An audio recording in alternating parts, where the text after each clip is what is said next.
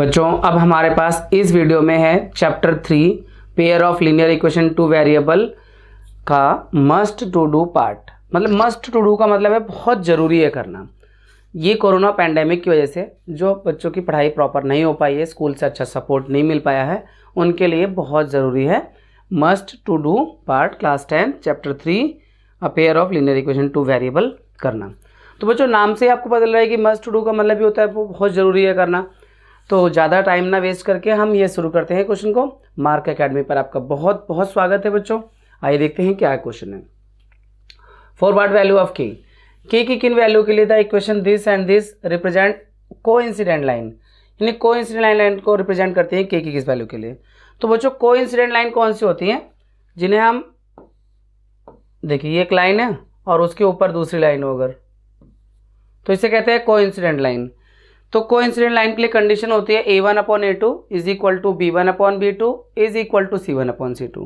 अब आपके दिमाग में ये भी सवाल आ सकता है कि a1 ये a1 b1 c1 कहाँ से आए, तो मैं इक्वेशन से समझाता हूँ आपको।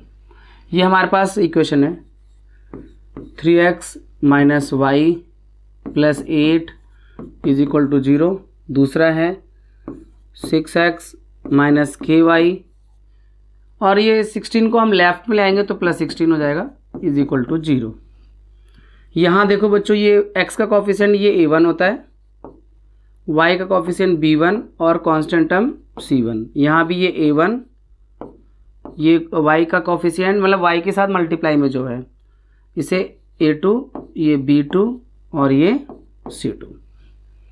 ठीक है। तो for coincident line, coincident line क्या होती है मैंने आपको बता दिया, लाइन के ऊपर line. For coincident lines, coincident lines के लिए कंडीशन क्या होती है a1/a2 is equal to b1/b2 is equal to c1/c2। तो कोइंसिडेंट लाइन के लिए हमें k की वैल्यू फाइंड करनी है, जैसे 3/6 -1/- k और 8/16। ठीक है। तो 3 1 जा 3, 3 2 जा 6, माइनस से माइनस कट गया। अगर हम इन दोनों का क्रॉस मल्टीप्लाई करें तो k इज इक्वल टू 2 आ रहा है बच्चों, तो ये बिल्कुल सही है। यहाँ पर हम कह सकते हैं k इज इक्वल टू 2, तो k की वैल्यू 2 आ रही है। अगर हमें इस इक्वेशन को कोइंसिडेंट लाइन के लिए बनाना है तो k की वैल्यू 2 होनी चाहिए। अगर k की वैल्यू 2 होती है बच्चों तो इन सब का रेशियो सेम होगा, और अगर इसका ग्राफ ड्रॉ करेंगे तो लाइनें कोइंसिडेंट होंगी, कुछ इस तरह की होंगी। कोइंसिडेंट का मतलब होता है लाइन के ऊपर ही दूसरी लाइन आ रही हो। ठीक है। तो ये था हमारा फर्स्ट क्वेश्चन। आइए देखते हैं सेकंड क्वेश्चन क्या है स्लाइड में। Find out the value of k for which the pair of linear equations have infinitely many solution. Infinitely many solution, देखो बच्चों ये अलग अलग शब्दों में जरूर कह रहे हैं, मतलब एक ही है। इनफाइनाइटली मैनी सॉल्यूशन का मतलब भी वही होता है जो कोइंसिडेंट लाइन में कंडीशन थी, a1/a2 is equal to b1/b2 is equal to c1/c2। तो बच्चों यहाँ पर भी उसी कंडीशन से हम k की वैल्यू फाइंड करेंगे।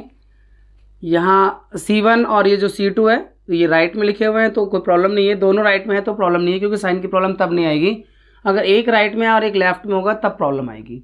ठीक है। अगर हम मान लो दोनों को लेफ्ट में ले भी आते हैं, दोनों माइनस के हो जाएंगे, अभी दोनों प्लस के हैं तो दोनों का साइन तो सेम ही है। और फिर अगर हम दोनों को लाएंगे लेफ्ट में, दोनों के साइन चेंज होंगे, तो इससे कोई फ़र्क नहीं है आप लेफ्ट में रखो या राइट में ले आओ। बस हमें ये देखना है कि इनफाइनाइटली मैनी सॉल्यूशन के लिए करना है, for infinitely many solution, infinitely many solution.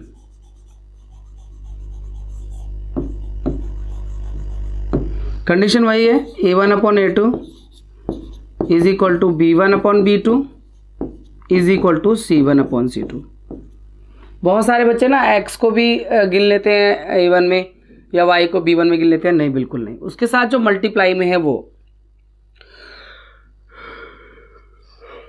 जैसे यहाँ पे a1 है कि a2 है 1, अगर कुछ नहीं है तो 1 है बच्चों, b1 है 1, b2 है k, c1 है k और c2 है 1। ठीक है। यहाँ से अगर हम चेक करें तो क्रॉस मल्टीप्लाई करके k की वैल्यू, आंसर सेम आ रहा है। तो k square is equal to 1, तो k is equal to plus root में 1 का मतलब हुआ प्लस माइनस 1, यानी k की वैल्यू जो आएगी प्लस माइनस 1।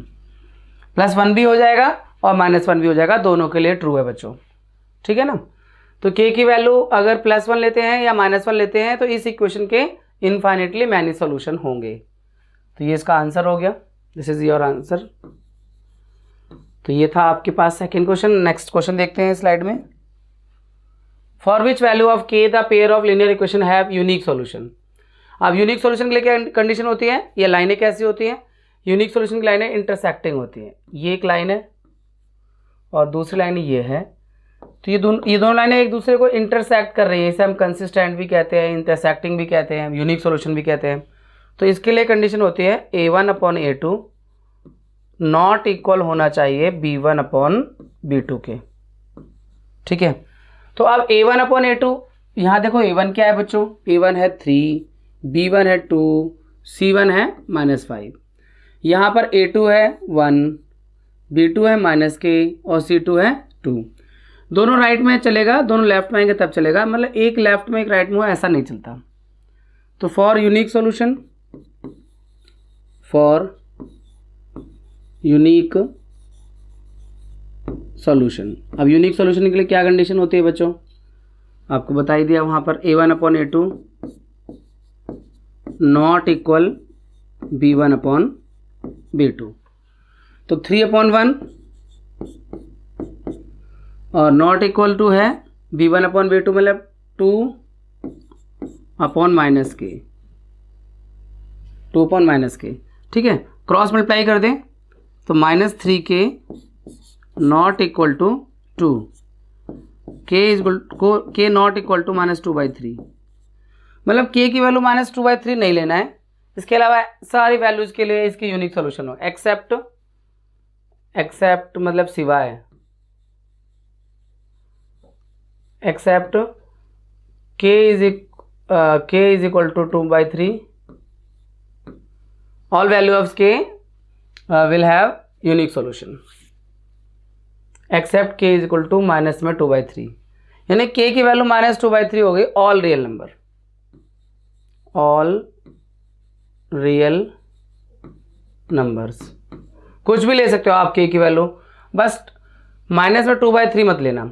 रीज़न क्या है माइनस में 2/3, अगर माइनस में 2/3 ले लेंगे, सपोज करो यहाँ माइनस में 2/3 लिया तो ये 3 ऊपर चला जाएगा, तो ये जो रेशियो आएगा 2 से 2 कट जाएगा, रेशियो सेम आ जाएगा, ये दिस इक्वल टू दिस और ये नॉट इक्वल टू, यानी मतलब जो कंडीशन आएगी वो नो सॉल्यूशन की आ जाएगी, यूनिक सॉल्यूशन की नहीं आएगी।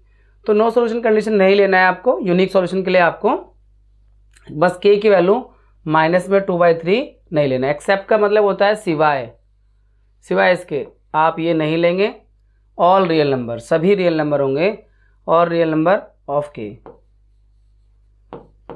की कोई भी रियल नंबर ले लो सिवाय -2/3 के, क्योंकि यहाँ पे आ रहा है k नॉट इक्वल टू -2/3 बच्चों। तो ठीक है बच्चों, ये यूनिक सॉल्यूशन के लिए ये भी सॉल्व हो गया। नेक्स्ट देखते हैं क्वेश्चन क्या है अपने पास। Find the value of k if the following pair of linear equation represent parallel lines. देखो पैरेलल लाइंस क्या होती है, मतलब ये देखो इस तरह की वैल्यू है, एक लाइन हो गई और दूसरी लाइन हो गई, तो ये लाइन जो है पैरेलल लाइन है। तो पैरेलल लाइन के लिए कंडीशन क्या होती है, यहाँ पे हम बता देते हैं, 2 बार लिखना पड़ेगा नहीं तो। देखो यहाँ पर थोड़ी सी प्रॉब्लम है कि इधर C1 जो है राइट में है और ये C2 लेफ्ट में है, तो ये C1 को भी लेफ्ट में ले आओ या C2 को राइट में ले जाओ, दोनों में से एक काम जरूर करना होगा। तो मैं ऐसा करता हूँ, ये जो C1 है प्लस का 2 इधर आके माइनस का 2 हो जाएगा, तो मैं इसे लेफ्ट में ले आता हूँ, यहाँ से इज इक्वल टू को हटाया, इधर आके माइनस में हो गया और इज इक्वल टू 0 कर दिया, हो गया। अब हमें कंडीशन कौन सी देखनी है, पैरेलल लाइंस के लिए, फॉर पैरेलल लाइंस,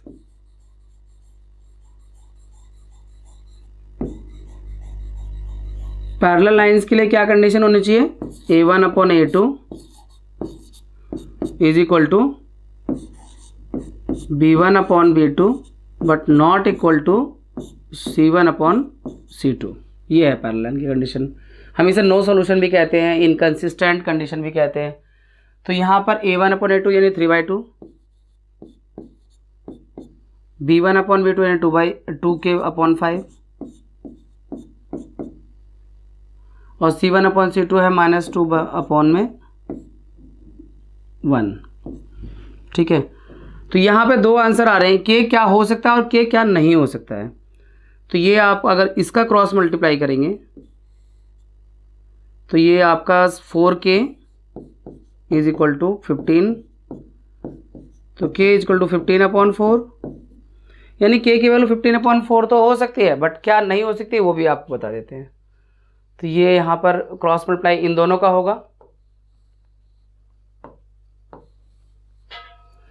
तो 2k is equal to not equal to -10, 2 5 जो 10 होता है, k नॉट इक्वल टू -10/2 यानी 5 बार में गया, तो k not equal to -5, k की वैल्यू -5 नहीं होनी चाहिए, और इन पैरेलल लाइंस के लिए k की वैल्यू -5 नहीं होना चाहिए, और k की वैल्यू 15/4 हो सकती है। ठीक है, k 15/4 हो सकता है बट नहीं होना चाहिए -5। -5 अगर k आ जाएगा तो यहाँ देखो -5 आते ही क्या होगा कि यहाँ यूनिक सोल्यूशन बन जाएगा। अगर k -5 ले लेंगे तो ये जो है 5 से 5 कट जाएगा, -2/1 और ये 3/2, तो यूनिक सोल्यूशन की कंडीशन आ जाएगी। इसलिए k की वैल्यू -5 नहीं लेना है अगर आपको कंडीशन में पैरेलल दिखाना है तो ये ध्यान देना है कि पैरेलल कंडीशन के लिए k -5 नहीं होना चाहिए और k की वैल्यू 15/4 हो सकती है पैरेलल कंडीशन के लिए। तो बच्चों यहाँ पर ये था 4th क्वेश्चन। अब नेक्स्ट क्वेश्चन देखते हैं क्या है आपके पास। Check whether the given pair of linear equation is consistent और नॉट। कोई भी इक्वेशन कंसिस्टेंट है या नहीं है ये चेक करना है। तो बच्चों कंसिस्टेंट के लिए क्या कंडीशन होती है? कंसिस्टेंट होने के लिए मतलब दो कंडीशन है बच्चों, या तो A1/A2 नॉट इक्वल हो B1/B2 के, या फिर तीनों ही इक्वल हो, A1/A2 equal B1/B2 equal C1/C2। ये कंसिस्टेंट के लिए है, फॉर कंसिस्टेंट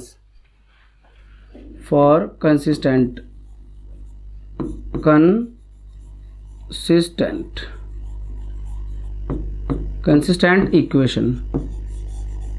ठीक है, तो दोनों में कंडीशन, दोनों में से कोई भी कंडीशन हो तो मैच करेगी। चेक करते हैं इसका क्या आ रहा है। A1/A2 क्या आ रहा है? 1/3 आ रहा है, और B1/B2 क्या आ रहा है? -1/-3, यानी ये कैंसिल आउट 1/3 आ रहा है, और C1/C2 क्या आ रहा है? 8/12। तो यहाँ 4 2 जा 4 3 जा 2/3।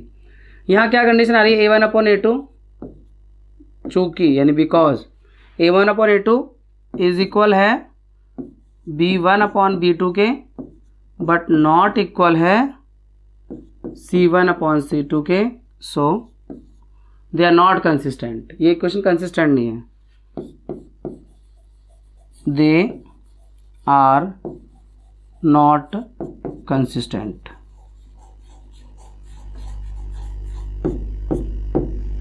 ठीक है ना, क्योंकि A1/A2 इक्वल आ रहा है B1/B2 के, बट नॉट इक्वल आ रहा है C1/C2 के, इसलिए ये जो इक्वेशन है वो कंसिस्टेंट नहीं है। कंसिस्टेंट नहीं होने का मतलब पता क्या है? कि इनके सॉल्यूशन नहीं आएंगे और लाइनें पैरेलल होंगी, यानी दो लाइनें ड्रॉ तो होंगी पर उनका आपस में रिलेशन नहीं है, ना तो वो एक दूसरे काट रही है ना एक दूसरे के ऊपर है, वो एक दूसरे के पैरेलल है। तो आप इसे पैरेलल की कंडीशन भी कह सकते हैं। लेट्स सी अब हमारे पास कौन सा है। यहाँ पर हमें solve for x and y, x और वाई के लिए सॉल्व करना है। अब आपके पास में सॉल्व करने का मेथड, जैसे इस बार सिलेबस में क्रॉस मल्टीप्लिकेशन मेथड तो है नहीं, तो आप सब्स्टिट्यूशन या एलिमिनेशन मेथड को अप्लाई कर सकते हैं। तो यहाँ सब्स्टिट्यूशन में क्या करना होता है, जैसे मान लो ये x का कोफिशिएंट 2 है और यहाँ x का 3 है, दोनों को सेम कर दें या y का सेम कर दें, दोनों इक्वेशन में मल्टीप्लाई करना पड़ सकता है इसके लिए। तो जैसे हम मान लेते हैं अगर x का सेम करना है तो इसमें 3 से मल्टीप्लाई करते हैं, इसमें 2 से। तो इस पूरी इक्वेशन में अगर हम मल्टीप्लाई कर दें 3 से और इस पूरी इक्वेशन में मल्टीप्लाई कर दें 2 से, तो क्या स्थिति बनेगी? यहाँ स्थिति बनेगी 6x प्लस 9y 3 3 9 और is equal to 3 6 18 1 carry over 3 4 12 1 13 138 और 2 से कर दे तो 6x plus 10y is equal to 2 4 8 और 2 7 14। ठीक है, ये जो इक्वल होते हैं कोफिशिएंट, इनको देखकर हमें इस इक्वेशन को या तो सब्ट्रैक्ट करना होता है या ऐड करना होता है। यहाँ दोनों सेम है तो माइनस करने पे इक्वेशन कट जाएंगे, तो माइनस करो, आप सब्ट्रैक्ट करो। प्लस 6x से माइनस 6x कैंसिल आउट हो जाएगा। यहाँ पे 9y माइनस 10y यानी माइनस वाई और ये माइनस 10 बचा और ये माइनस से माइनस भी कैंसिल आउट हो गया, तो y की वैल्यू 10 आ गई। ठीक है, अगर y 10 आ गई है तो फिर हमारे पास में x भी मिल जाएगा, किसी एक इक्वेशन में पुट कर सकते हैं। हमें अगर इसका नंबर डालना हो, इक्वेशन 1 है ये और ये इक्वेशन 2 है, तो putting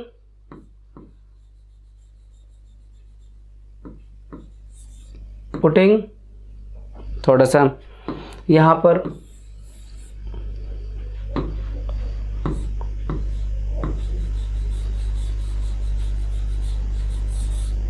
putting y is equal to 10 in equation 1।